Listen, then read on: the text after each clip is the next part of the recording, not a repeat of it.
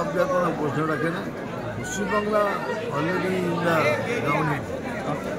এখন খালি আমাদের কাছে অনেকে আমাদের সবাই কাজেরটা হতে হবে। এর জন্য কি প্রশাসন বা রাজ্য সরকার অ্যাডমিনিস্ট্রেশন দায়ী? ভুয়ো জিনিসের জন্য তাহলে কে দেয়?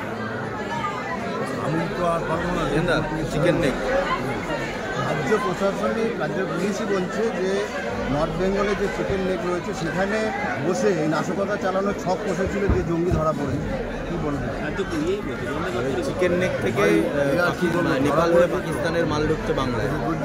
মানে এর আগে আমি কী করতে পারি, কী বলতে পারি? আমার তো সে খবর নেই।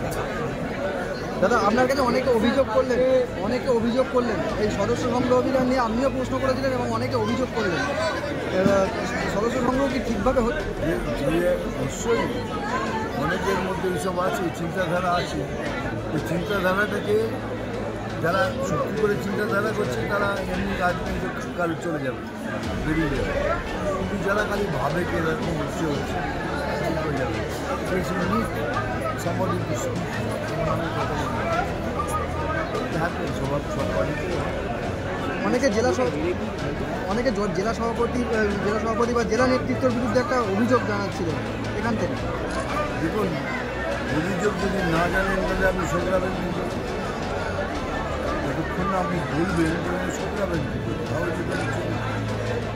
দরকার আমি তো এরকমই করি, আমি ওপেন টক। কিন্তু আপনি তো বসকে কথা দিয়েছেন, কথা দিয়েছেন। আমি যা কথা দিয়েছি কি নো মার্সি। আমি যাকে দেখবো কাজ করছে না, আমার কোনো ইমোশনই নেই, চলে ফেলো। এই 3 লাখে মাত্র 51,000 না, ওটা ওইভাবে ধরতে পারবে। ওটা আমাদের জেনুইন মেম্বারশিপ। আপনি সব ফেক মেম্বারশিপ। এই মেম্বারশিপ হলে এখন 5 লাখ হয়ে যায়। ওটাকে 3 দিয়ে গুণ করুন, দেখবেন 1.5 লক্ষ হয়ে যায়।